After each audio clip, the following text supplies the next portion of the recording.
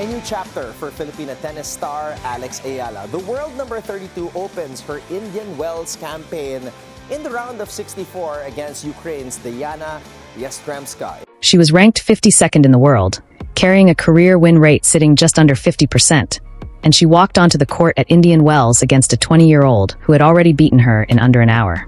By any statistical measure, Dayana Yastremska should not have been the name that made Alex Eala's Indian Wells debut feel like the most loaded first-round draw of the entire tournament. But numbers don't carry the weight of what these two women brought to that court. One of them fled a war. The other is rewriting what the future of women's tennis looks like for an entire nation. This is that story. By the end of this, you'll understand why Dayana Yastremska's career is one of the most underrated second acts in the history of the WTA Tour. A story of survival, reinvention, and a single Australian summer that changed everything. You'll also understand why Alex Eala's path to Indian Wells was anything but the easy narrative the rankings suggest. And the one thing about their previous match that doesn't appear in the scoreline, but tells you everything about how this rematch was likely to unfold. This video rewards the full watch. The most important detail in this story doesn't arrive until you least expect it. To understand what was actually at stake when the draw was made and Eala's name was placed beside Yastremska's, you need to understand what Indian Wells means inside the architecture of women's professional tennis. The BNP Paribas Open at Indian Wells is a WTA 1000 event, the second highest tier of tournament in the sport, sitting just below the 4 Grand Slams in terms of ranking points, prestige, and the weight it places on every player's shoulders from the moment they land in California. The desert air. The stadium courts that hold over 16,000 people. The draw that lands some of the best players on the planet in your path by the second round if you're unseeded or near the bubble of the top 50. At a WTA 1000, a first-round loss isn't just a bad week. It's a dent in your ranking that can take months to repair. A deep run, on the other hand, can redefine your season before spring has even started. This is why the draw matters. This is why who you face in round 2 is never just a name. Alex Eala walked into that draw as the 31st seed, a first-round bye.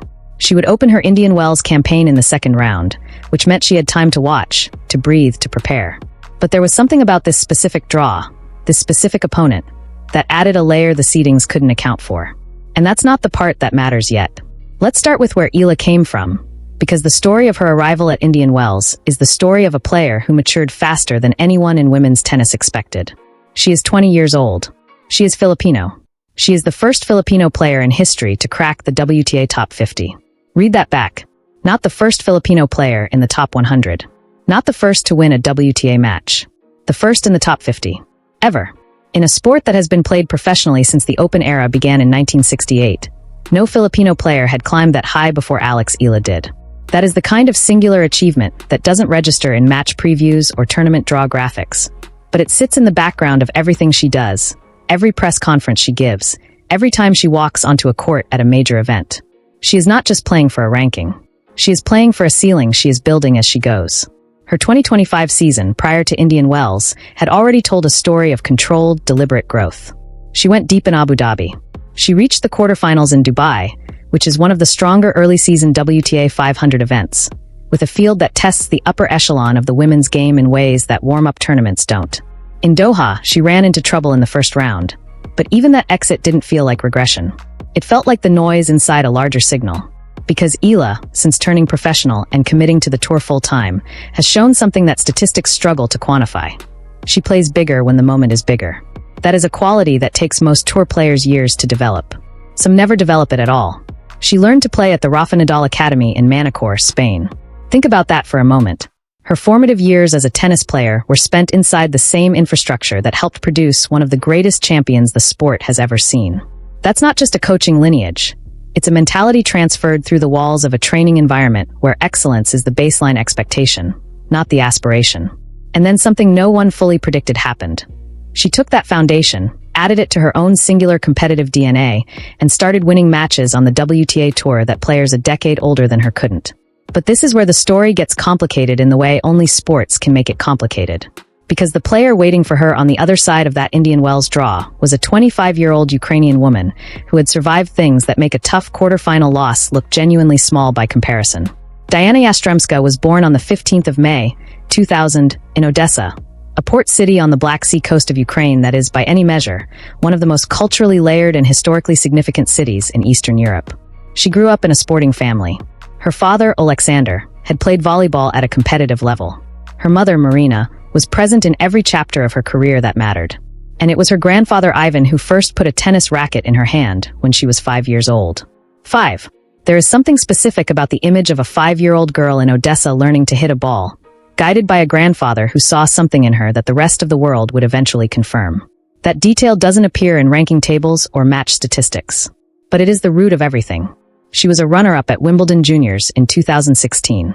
16 years old, playing on the grass at the All-England club, reaching the final of the most storied junior tournament in the sport.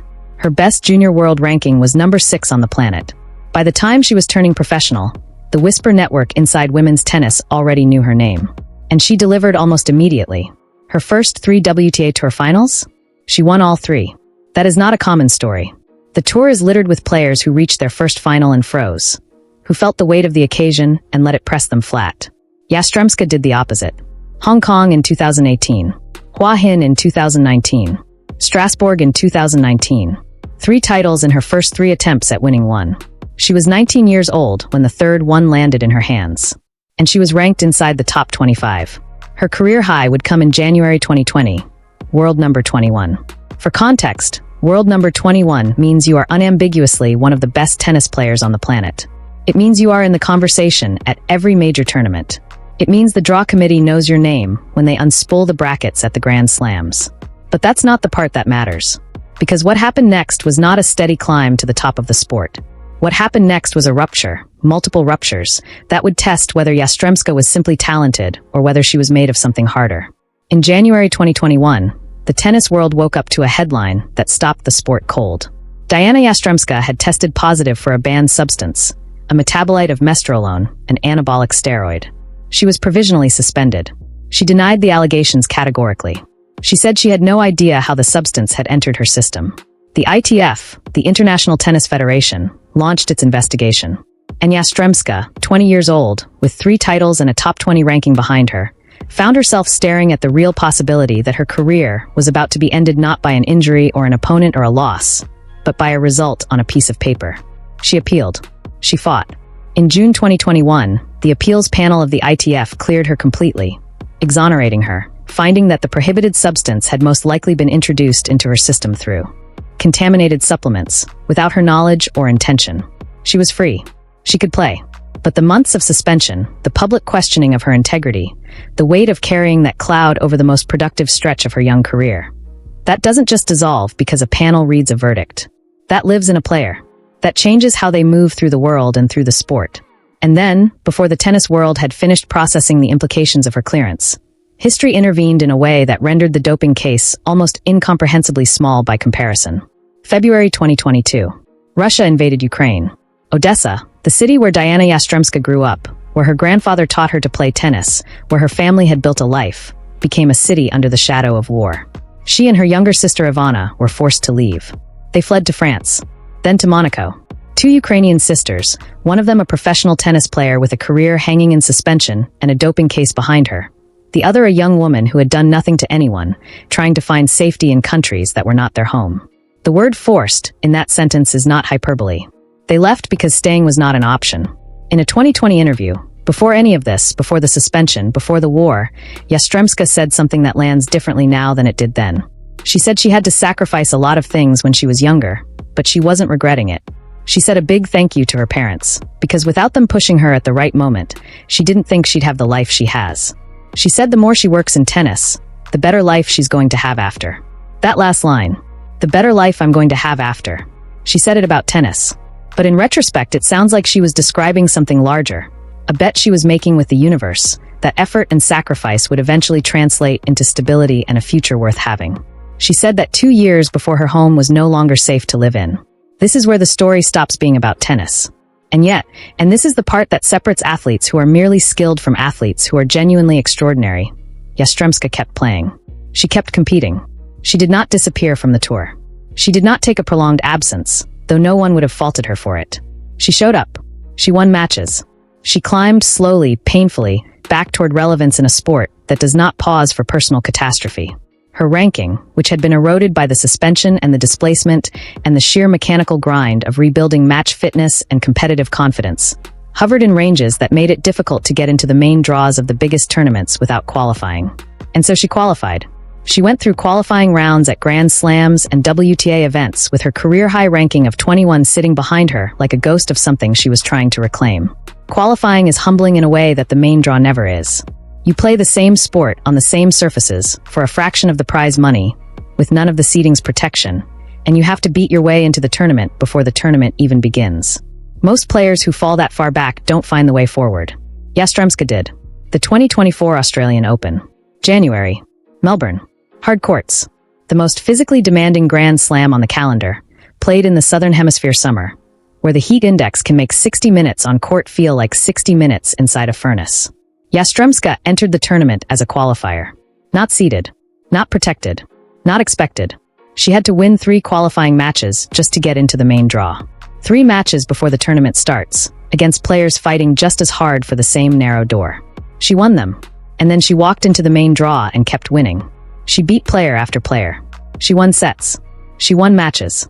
She went through the draw with a controlled aggression that had always been her signature: flat, heavy, penetrating ground strokes from both wings, a forehand that can rear out a point in a single stroke, a competitive intensity that doesn't dim when the crowd turns against her or the match turns sideways. She reached the quarterfinals, and then the semifinals. As a qualifier, the semifinal of a Grand Slam. As a woman who had entered the tournament through the qualifying draw. That is not a thing that happens in women's tennis. Except it did. Except she did. Her run ended there, in the semifinals against Qinwen Zheng, who was herself one of the most exciting young players in the world and who would go on to win a gold medal at the Paris Olympics later that year. Yastremska did not win the Australian Open, but what she did was something more durable than a trophy in some ways. She proved to the sport, to the public, and to herself that the player who had won 3 straight WTA titles at 19 was still inside her. That the suspension, the war, the displacement, the qualifying, none of it had taken that player away. She had only been temporarily buried. She rose back to a ranking in the 50s. She started winning matches again at the WTA 500 and WTA 1000 level. And by the time the 2025 season drew the brackets for Indian Wells, Dayana Yastremska was ranked 52nd in the world, unseeded in the main draw, with a record on the main tour of 138 wins and 141 losses. A career win percentage of exactly 49.5%. That number sounds deceptively ordinary. It is not ordinary. That is the record of a player who has been tested by everything the sport and the world can throw at a human being, and who has still won almost exactly as many matches as she has lost. That is resilience encoded into a statistic. But here's the piece that changes how you watch the match. Here's the seed that was planted at the beginning of this story, and it's time to pay it off. In the pair's only previous meeting, Alex Eala beat Dayana Yastremska 6-1, 6-2 at a WTA grass court event in Eastbourne last year. 47 minutes, give or take. It was a demolition, not a close win, not a victory built on 1 or 2 crucial points going the right way. It was the kind of scoreline that, in any sport, communicates a fundamental mismatch in how the 2 players were performing on that specific day. Eala was dominant. Yastremska was not herself. Now, that is the number in the record books. 6-1, 6-2. And if you are a casual observer of women's tennis, you look at that scoreline and you say, Eala is the clear favorite. She's beaten this player handily before. She's the higher seed. She's in better form. This should be a comfortable path to the 3rd round. That is the rational analysis. But that analysis misses something. And what it misses is the reason this match matters. Grass and hard courts are different surfaces. Different bounce, different pace, different physical demands, different tactical frameworks.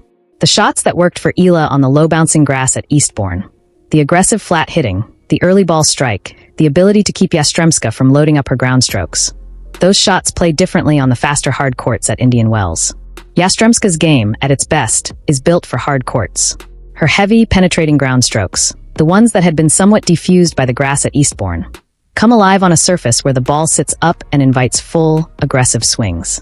On hard courts, Yastremska is a different animal than the player Eala crushed in 47 minutes on the south coast of England. Down a break in the first set, 2 points from losing serve. A crowd of thousands watching a moment that will matter for weeks. This is where the Yastremska who made the Australian Open semi-final as a qualifier shows up, or doesn't.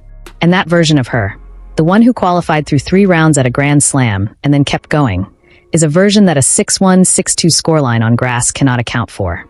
This is where the story stops being about the match. Eala, for her part, is not the kind of player who rests on a prior result. Her preparation at the Rafa Nadal Academy.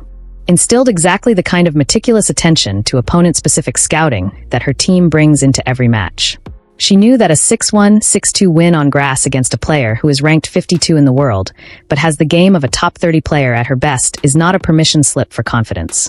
It's an invitation to stay humble. The score was decisive. The rematch was not going to be. There is also a historical dimension to this match that neither the ranking nor the scoreline can capture.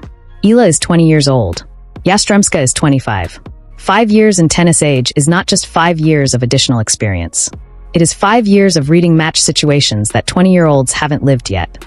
It is the accumulated muscle memory of having been 2 points from losing at a Grand Slam and finding a way out. It is knowing what it feels like to be down a set and a break in front of 16,000 people and choosing, consciously, to not panic. Eala has talent that transcends her age. But Yastremska has survived things on a tennis court, and off it, that make her a player who is very difficult to close out once she is locked in. And she was going to be locked in. You could feel it in the way the draw landed. This wasn't just a match for Yastremska. It was a statement. The WTA 1000 at Indian Wells sits inside a broader narrative that women's tennis has been building quietly for the last 3 or 4 years. A narrative about what the next generation of the tour looks like. For decades, the WTA was defined by a handful of dominant figures whose presence in the draw was enough to shape the entire competitive ecosystem. Serena Williams built a gravitational field so powerful that every other player in the world had to define herself in relation to it. Before her, Steffi Graf, Martina Navratilova, Monica Seles. Women whose dominance was so total that the question wasn't whether they would win a major, but which major and when. The sport is now in the middle of a transition so complete that there is no single figure who commands that kind of certainty. The next generation is wide open. And a 20-year-old Filipino player seated 31st at Indian Wells, facing a 25-year-old Ukrainian woman who has survived a doping investigation, a war, and a qualifying draw at a Grand Slam, is precisely the kind of matchup that defines what that open future looks like. This match was not going to be a formality. It was going to be a test. Consider what Eala was carrying into Indian Wells beyond the ranking and the seed. She was carrying the weight of being the first Filipino player in the top 50.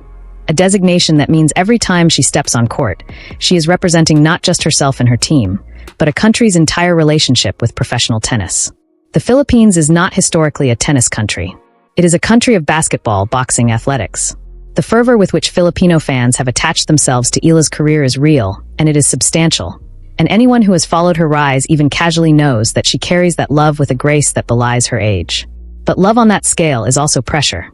The kind of pressure that can make the simple act of tossing the ball for a first serve feel like the weight of a generation.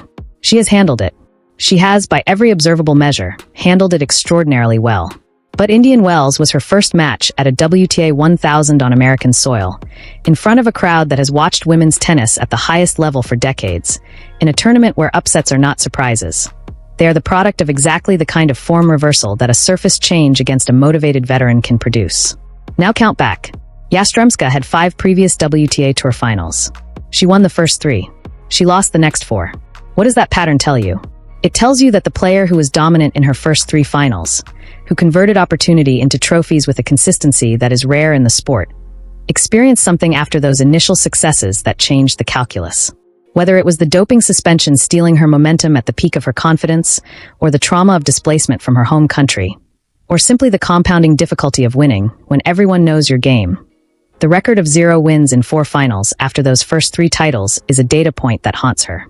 She knows it. The tour knows it.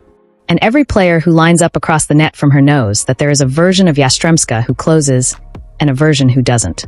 The match at Indian Wells was a chance for her to become the player who closes again. She tosses the ball. Pauses. The crowd waits. The Indian Wells sky is cloudless, and the desert sun is still hanging in the afternoon air with the kind of weight that makes everything slightly slower, slightly heavier. She hits the serve. The rally begins. This is what Indian Wells does. It strips everything back. The ranking, the biography, the scoreline from Eastbourne, the semifinal run in Melbourne, the war, the clearance, the top 50, the grandfather who handed a 5-year-old girl a tennis racket in Odessa. All of it disappears in the first point. What remains is just the match. 2 people. 1 court. A score that starts at 0-0. That is, in some ways, the cruelest thing about professional tennis. It does not reward context. It rewards what you produce in the moment you are asked to produce it. Yastremska had produced extraordinary things in moments that should have destroyed her. Eala had produced extraordinary things in moments that were supposed to be too large for a player her age. And now they were producing them simultaneously, at the same event, on the same court, against each other. The tactical story of this match was always going to hinge on one fundamental question. Could Eala replicate the pressure she had imposed on grass, or would the hard court surface give Yastremska time to reset, load up her ground strokes, and expose the margins of a 20-year-old who was still, for all her brilliance, playing her first Indian Wells match? Because that is the other thing the scoreline from Eastbourne doesn't tell you. Eala had never played at Indian Wells before. Yastremska had. There is a version of experience that lives in a body and not in a ranking. The knowledge of how the courts play in the afternoon versus the evening. The way the wind comes off the desert and affects the toss. The sound the ball makes in that specific stadium that is different from any other stadium on tour. Yastremska had that knowledge. Eala was acquiring it in real time. 2 points from elimination. That is the moment this story was always building toward. Not because the match turned on 2 points. All matches turn on a handful of moments. And the vast literature of sports is full of the claim that everything turned on a single swing. But because the way those 2 points were navigated said something specific about who these two women are when everything is on the line. The hard court is in their legs. The crowd is in their ears. The ranking, the history, the surface differential, the war, the grandfather, the academy in Manacor, the first Filipino in the top 50. All of it is compressed into the physics of a yellow ball moving at speeds that most human nervous systems could not track, let alone respond to. Down a break. Into the third. The match going longer than Eala's team had prepared for. Longer than the 6-1, 6-2 from Eastbourne had suggested it would. Yastremska's heavy ground strokes landing deeper in the court than they did on grass, pushing Eala back, limiting her ability to take the ball early and dictate. The tactical problem was becoming real. 40 minutes left in the match. Maybe less. Maybe more. The court doesn't tell you. The court only tells you what the score is. No more subordinate clauses here. No qualifications. The match was close. Closer than the prior result suggested it should be. Yastremska was finding her level. The hard courts were doing what hard courts do for her game. Giving her time, giving her the platform to swing freely, to generate the pace that makes her a threat even at 52 in the world. Eala held serve. Broke back. The set tightened. This is the moment the story lives in. Not the final score. The moment. Because in the moment, you couldn't know who was going to win. That is the truth of sport that no preview, no ranking, no historical scoreline can protect you from. You have to watch it happen. You have to be present for it. Yastremska wasn't going to make it easy. She was never going to make it easy. She is a woman who crossed a border under the shadow of a war and then flew to Melbourne and reached the last four of a Grand Slam as a qualifier. Easy is not part of her vocabulary. And Eala is the first Filipino player in the WTA top 50. She did not get there by flinching when the match asked something difficult of her. She got there by answering. That's the match. That's what Indian Wells delivered. Close every loop now. You wanted to know why Dayana Yastremska's career is one of the most underrated second acts in WTA history. It's because the story of her career is not the story of a player who peaked at 21 and faded. It's the story of a player who was tested by forces, legal, political, humanitarian, that had nothing to do with her ability to play tennis, and who returned to the sport and competed at its highest level anyway. The 2024 Australian Open semi-final as a qualifier is not a footnote. It is the thesis statement of who she is as a competitor. You wanted to know why Alex Eala's path to Indian Wells was more than a ranking story. Because you cannot separate the player from the weight she carries as the first of her country to reach this level. She is not just playing for herself. She has never just been playing for herself. And the grace with which she handles that weight, at 20 years old, is itself a kind of greatness that rankings don't measure. And the one thing about their previous match, the 6-1, 6-2 scoreline from Eastbourne, that changes how you see this entirely? It's not that the score was misleading. It's that the score was real, and it still wasn't enough information. Because sport doesn't live in the record books. It lives in the next match. And the next match is always on a different surface, in a different stadium, with different stakes, against a different version of the same opponent. Yastremska on hard courts at Indian Wells was not Yastremska on grass at Eastbourne. The scoreline told you what happened once. It couldn't tell you what was going to happen again. Here's what the story was really about. It was not about a second-round match at a WTA 1000. It was not about the rankings or the seeds or which player had better hard court form going into the draw. It was about two women who made it to that court against odds that had nothing to do with tennis. One fled a war and came back to reach a Grand Slam semifinal. One carried an entire nation's tennis history on her shoulders at 20 years old and reached a top 50 ranking that had never existed for her country before. Both of them standing across a net in the California desert, in a sport that rewards only the present tense, knowing that everything they had been through, everything, had brought them here. That's what Indian Wells gave us. A Ukrainian woman who survived the unimaginable, and a Filipino woman who became the first of her kind. And for 2 hours on a hard court, under a desert sky, with everything on the line that always is and nothing certain that never is, they played tennis. There are players on the WTA Tour whose stories will outlast their ranking. Dayana Yastremska is one of them.